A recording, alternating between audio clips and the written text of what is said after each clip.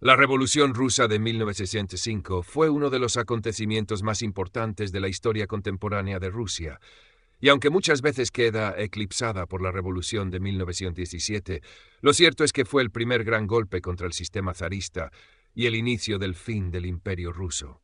Para entender cómo comenzó todo, hay que situarse en una Rusia profundamente atrasada, desigual y dominada por un poder absoluto. A comienzos del siglo XX, Rusia estaba gobernada por el zar Nicolás II, un monarca que concentraba todo el poder. No existía una constitución, ni parlamento real, ni derechos políticos para la población. Era una autocracia total. Mientras en otros países europeos ya había sistemas más modernos y democráticos, Rusia seguía anclada en estructuras casi feudales. La sociedad rusa estaba dividida en dos grandes mundos completamente opuestos. Por un lado, una pequeña élite formada por nobles, altos cargos y grandes terratenientes que vivían con enormes privilegios. Por otro lado, la inmensa mayoría de la población, campesinos y obreros que vivían en condiciones extremadamente duras. Los campesinos, que representaban la mayor parte del país, trabajaban la tierra con pocas herramientas, con escasos recursos y con deudas constantes. Mientras tanto, en las ciudades, la industrialización había comenzado a crecer, pero de forma muy desigual. Los obreros industriales trabajaban jornadas de más de 12 horas al día, con salarios muy bajos, sin derechos laborales y en condiciones peligrosas. No había sindicatos legales ni protección frente a abusos. Esta situación generaba una tensión social enorme que poco a poco iba acumulándose.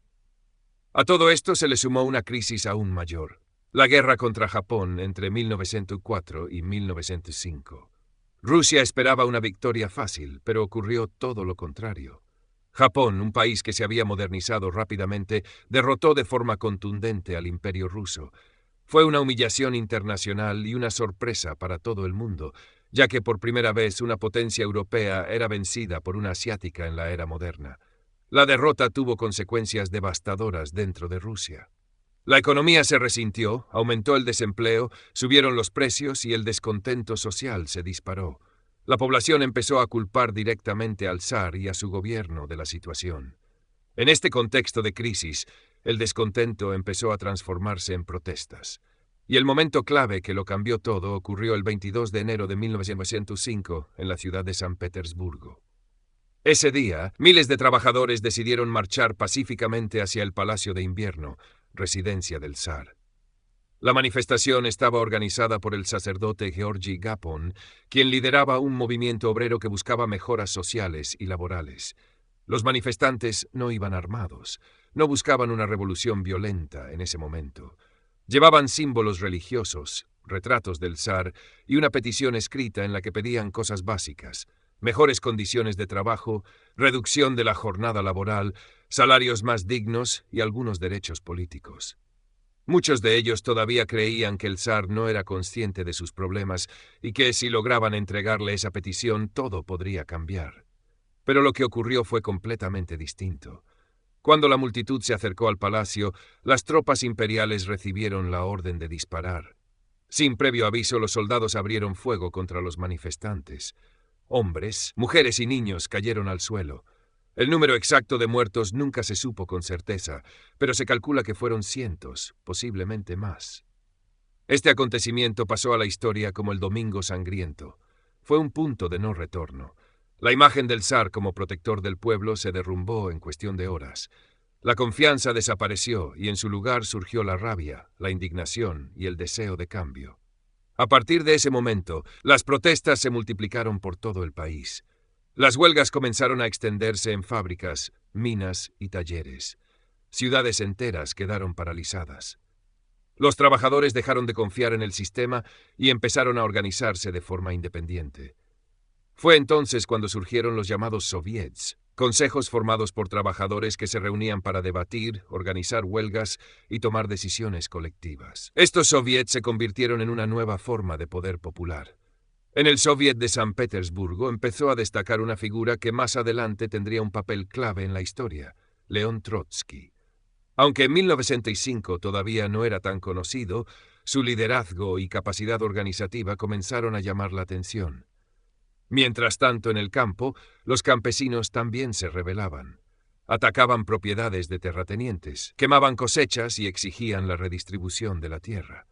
La tensión ya no era solo urbana, sino que se extendía por todo el imperio. Incluso dentro del ejército, que era uno de los pilares del poder del zar, comenzaron a surgir grietas. Uno de los episodios más simbólicos fue el motín del acorazado Potemkin, donde los marineros se sublevaron contra sus oficiales debido a las malas condiciones y abusos. Este hecho fue especialmente importante porque mostraba que incluso las fuerzas armadas podían dejar de ser leales al régimen. En medio de este caos, las ideas revolucionarias empezaron a difundirse con más fuerza. Pensadores como Karl Marx habían inspirado a distintos grupos políticos que defendían el fin del sistema zarista. Entre ellos destacaban los bolcheviques, liderados por Vladimir Lenin, y los mencheviques. Aunque tenían diferencias, ambos grupos coincidían en que Rusia necesitaba un cambio profundo.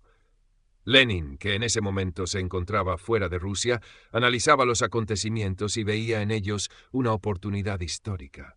La revolución de 1905 le sirvió como experiencia clave para lo que ocurriría años después.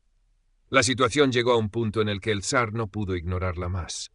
Las huelgas generales paralizaban el país, la economía estaba colapsando y el riesgo de una revolución total era cada vez mayor. Ante esta presión, Nicolás Goddo tomó una decisión estratégica. En octubre de 1905 anunció el llamado Manifiesto de Octubre.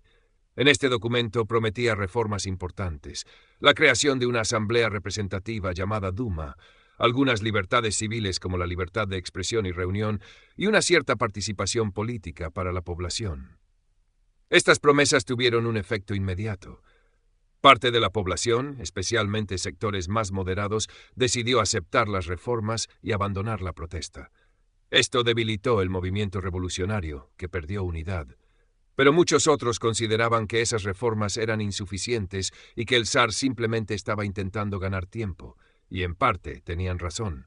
Una vez que la presión disminuyó, el régimen comenzó a reorganizarse. Las fuerzas leales al zar recuperaron el control y empezaron una fuerte represión contra los revolucionarios. Se produjeron detenciones, ejecuciones y exilios. Muchos líderes fueron perseguidos, entre ellos Trotsky. Los soviets fueron desmantelados y las protestas reprimidas. Además, el zar limitó el poder de la Duma, asegurándose de que no pudiera desafiar su autoridad real.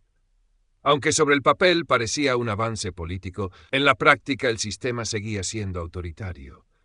Para 1907, la revolución había sido sofocada. Sin embargo, aunque el zar había logrado mantenerse en el poder, nada volvió a ser igual. La revolución de 1905 dejó una huella profunda en la sociedad rusa. Demostró que el sistema podía tambalearse, que la población era capaz de organizarse y que el poder del zar no era absoluto. También sirvió como aprendizaje para los revolucionarios. Entendieron sus errores, sus debilidades y la necesidad de una mejor organización. Por eso, muchos historiadores consideran que 1905 fue un ensayo general. Un primer intento que fracasó, pero que preparó el terreno para la revolución definitiva. 12 años después, en 1917, Rusia volvería a estallar, y esta vez el resultado sería completamente diferente. La monarquía caería, el zar sería derrocado y el país entraría en una nueva etapa que cambiaría la historia del mundo. Pero todo empezó aquí, en 1905, cuando un pueblo cansado decidió levantarse contra un sistema que ya no podía sostenerse.